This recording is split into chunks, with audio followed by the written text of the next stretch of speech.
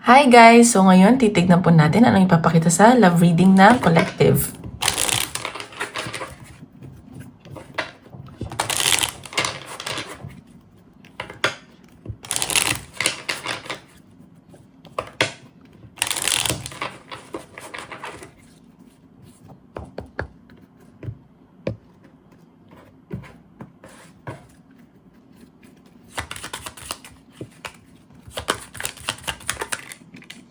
Okay, dalawa yung lumabas. So sa nakikita ko, meron ditong tao na parang, tawag dito, pinagkakatiwalaan mo siya, pinagkakatiwalaan ka naman niya. Siguro may mga trust issues from the past and visualize niyo, natatakot siyang magtiwala ulit, ganyan. Pero sa nakikita ko, gusto niyang magtiwala sa'yo. Ganun yung nakikita ko. At gusto mo din magtiwala sa kanya. Ayan o. So, siguro medyo may silent treatment. Pero, ano lang yun, nag-iisip lang. Pero sa nakikita ko, gusto niya bumili ng family with you, ganyan. At ikaw yung nag-rescue sa kanya sa malungkot niyang buhay, darkness niya, ganun. So, parang ikaw yung sumalba sa kanya, ganyan.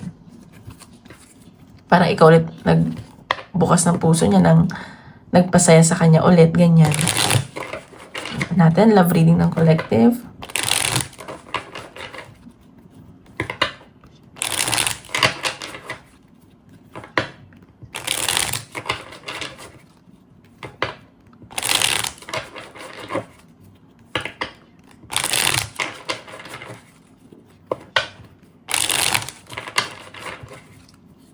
Guys, paalala lang po hindi po lahat makaka-resonate. Take what resonate and leave what doesn't.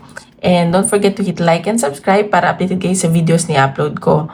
At kung gusto niyo pa private reading, message nyo lang ako sa Facebook at Instagram. Nasa description box below. Okay, so nakikita ko, hindi kayo masyadong nag-usap ng person mo. Medyo nag-overthink isa sa inyo. And parang walang peace of mind, ganun.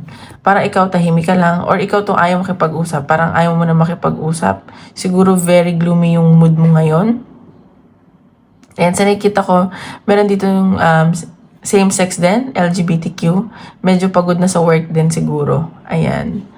Or meron ditong yung person mo parang may iniisip na someone from the past. Ganyan. So, parang nako-compare niya, ganyan, yung sitwasyon. Hindi ko naman nasa-sense sa third party. Natin.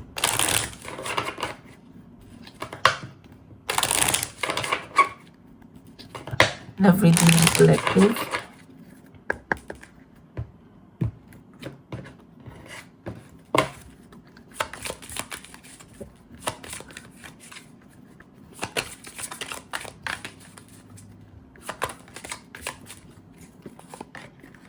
Okay, so sa nakikita ko dito may biyahe, may pag-overthink. Siguro may mga mag-aayos ng papeles, ng visa, documents. Kasi parang may mabilisang movement. Siguro may biglang aalis dito. At yun ang iniisip ng person mo. Siguro madidistansya kayo sa isa or distant kayo ngayon. So baka magbago, ganun. Pa natin. May mga ano ba dito? Seafarer.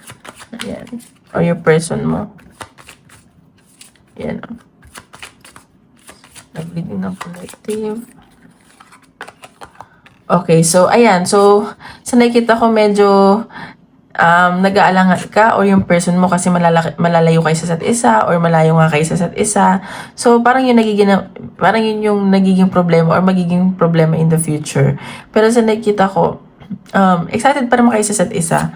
Siguro small problem lang to. May pag-alala, ganyan. Tingnan natin.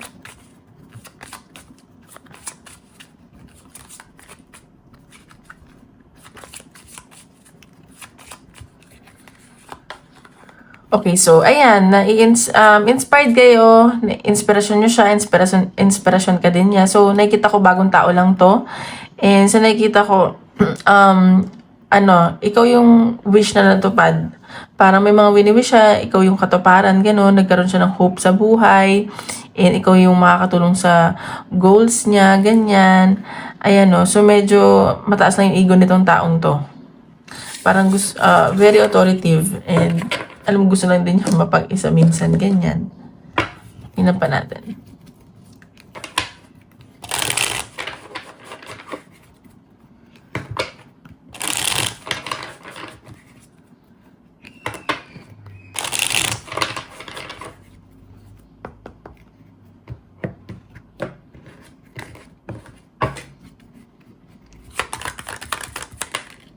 Okay lang. So, ayan. Swerte naman kayo at nafe-feel nyo swerte kayo sa isa. Nakikita ko yung effort. And when it comes to career, may nakita akong swerte. Siguro may promotion, ganyan. May reward ka matatanggap. Or yung person mo. Ayan. So, baka nga nag-aantay ka na lang ng schedule or nagpaplano kayo ng person mo na magkita. Ganon. Ayun, nakikita ko. Natin. Ayan. So, lumalabas dito kahapon, evidence. Siguro, naghahanap ka ng, tawag dito, parang may inaalam ka sa person mo, ganun. Or siya yung may inaalam sa'yo. Kasi natatakot nga siya na sa mga nangyari sa kanya from the past. Ayan, medyo lutang lang. Pero sa nakikita ko, tawag dito, nabibigay niyo naman yung needs ng isa't isa. Guys, so ayan. So, parang may inaalam yung person mo nga. Parang pinag-aaralan ka pa niya yung sitwasyon, ganyan. So, tignan pa natin.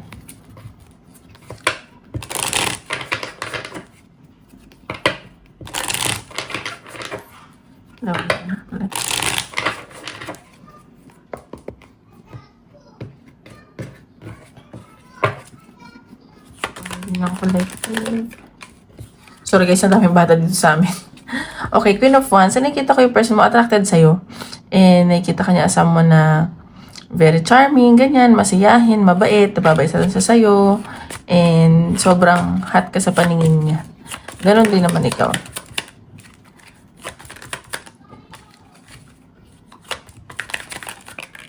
Okay, Queen of Swords. So, ayan, medyo nagiging matalino ka dito. Sa nakikita ko, napagkukumpara ka talaga yung someone from the past. Ganun. Ayan. And sa nakikita ko naman, generous kayo sa isa't isa when it comes to effort, time, ganyan. And gusto niya din ng stability with you. Ayan o, nabigyan mo siya ng hope. Ang daming tuksong lumalapit sa kanya. May changes na mangyayari sa inyo. Pero kailangan niya gumawa ng desisyon at ikaw din. Ayun. Tingnan natin ano yung feelings at intentions niya sa'yo. Feelings at intentions.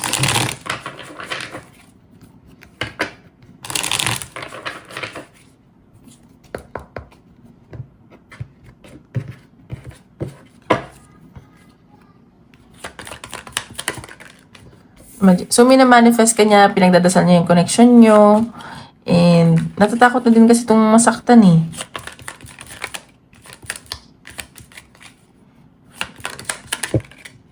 Ayan no. And, ikaw, nagiging matalino ka na dito. At nakikita ka niya asama mo na matalino na din. Ayan. So, hadlang dito is yung work. Pero sa nakikita ko, pag, kahit busy kayo sa work, paglalaanan nyo yung time ng isa't isa. Alam mo, may mag-e-effort, ganyan. Oops. Okay. So, nakikita ko, may feelings na to sa yung taong to. Mahal ka niya. And, na-overwhelm na nga siya. Parang naguguluhan na din siya. Pero sa nakikita ko, genuine at pure intention niya sa'yo. Ayan o, nagiging patient lang siya dito. May inaantay siya eh. Siguro nag-aantay ito ng sign. Ayan o, Knight of Wands. So, attracted to sa'yo. Masaya siya pag nakakausap ka niya, nakakasama ka niya, ganyan. And, na-enjoy niya yung company mo. Page of Pentacles. So, baka mag-offer sa'yo to. Pero, paunti-unti. Ayan. So, tingnan pa natin ang dapat malaman sa person mo.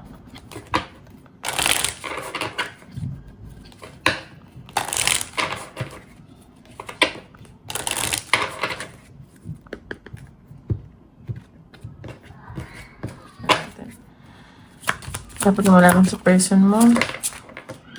Mercury retrograde. So, baka nag-meet kayo during Mercury retrograde.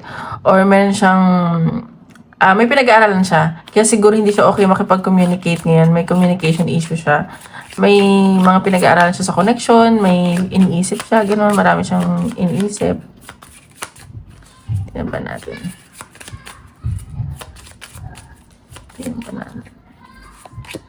Date night. So, ayan. So, baka mag-date kayo, yayain ka niya. Ay! Mag-iya siya sa'yo.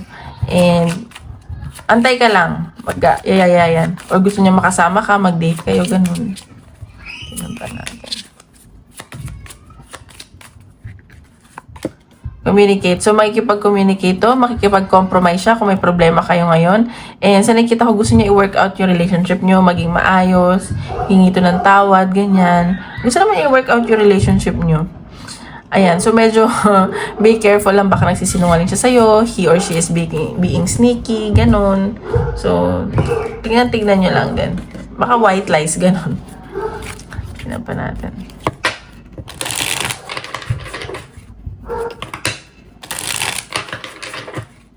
Love reading collective.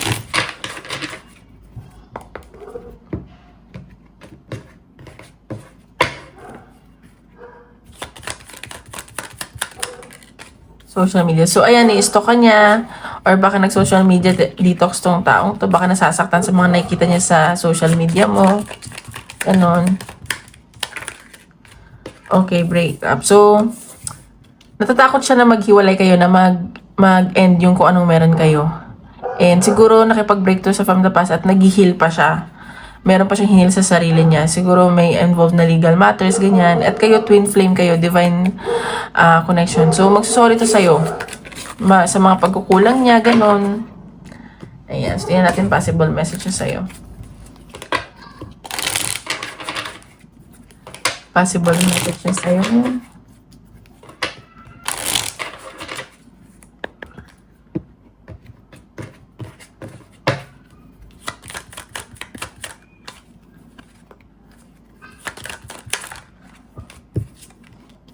I wish things could be different. So, siguro, iniisip niya na sana, hindi kayo magkalayo or magkakalayo, ganun. Sana, hindi komplikado lahat. Ayan o, iniisip-isip ka nitong taong to. Hindi ka nawawala sa isip niya. Kahit iniiwasan niya, I cannot stop thinking about you. Like ka nasa isip niya. I am starting to understand our connection. So, nakikita ko, nagkaka-feelings na to sa'yo. Nafa-fall na tong taong to. Parang mas ma-appreciate niya to in the future. So, bigyan mo lang muna siya ng space. See? I want to be more than friends. So, gusto niya na level up pa yung connection nyo. Tingnan natin ano yung possible na outcome. Or gawin niya eh. Possible outcome ng connection nyo.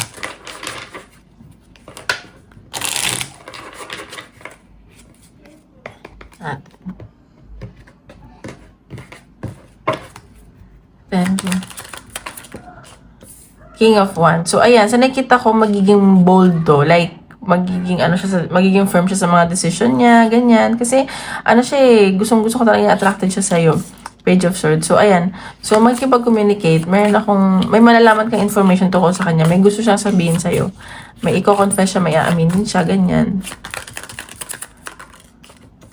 Two of Swords. So, sa nakita ko, naguguluhan pa tong taong to. In denial pa siya. Kasi nga, may nabubuo na siyang feeling sa'yo, ganyan. Tignan pa natin. Yan. So, sa nakita ko, sasabihin niya yung mga consequences na pwede mangyari sa inyo, ganyan. May ka-clarify siya dito eh. Nahirapan siya gumawa ng desisyon. So, ayan. Gusto naman niya ng stability with you. Mabagal nga lang. Kasi focus ito kaperahan din eh. Ayan no. Ikaw, yung happiness niya. Masaya kayo sa isa't isa, masaya siya sa'yo, and yung pag magkasama kayo, okay na okay, he or she feels fulfilled, ganyan, contented, ano yung pleasure, happiness. So, baka may mga doubts lang, may ano lang siya, kasi nga, baka nga magkalayo kayo or magkakalayo. Ayan o. So, determine na tong taong to, may feelings to sa'yo. Hindi natin maka-question yan, okay? Tignan natin. Message na universe for you.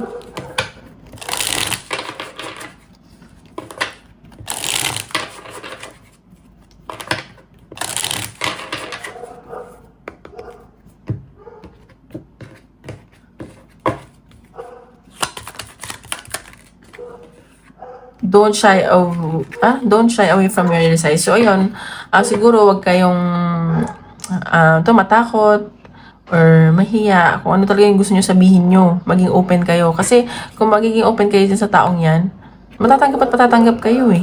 Ayan, no? Now is the time. So, ngayon, kailangan maging straightforward ka na, ganyan, kahit siya. So, advisean mo din siya ng gano'n. Ganyan, message na universe.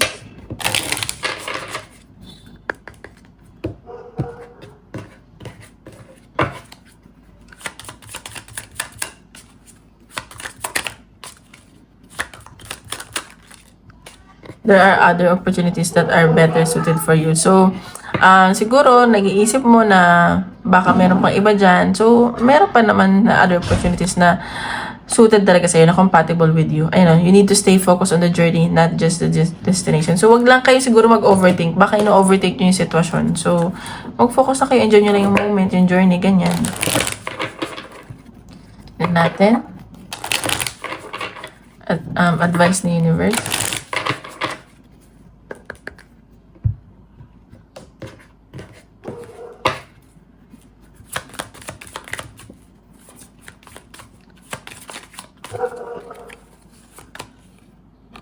How's that happy for a happily ever after? So, sinasabi dito, kung magiging totoo kayo sa sarili nyo, and i-embrace nyo kung ano yung nandyan sa harapan ninyo, kung ano yung nasa connection nyo, malay nyo, maging masaya. Huwag kayo masyadong mag-overthink. Ang dami nyo iniisip.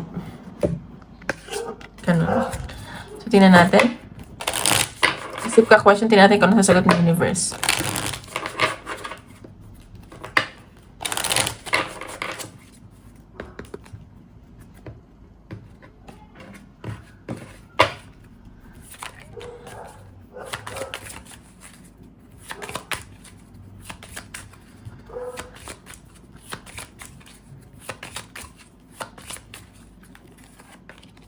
No.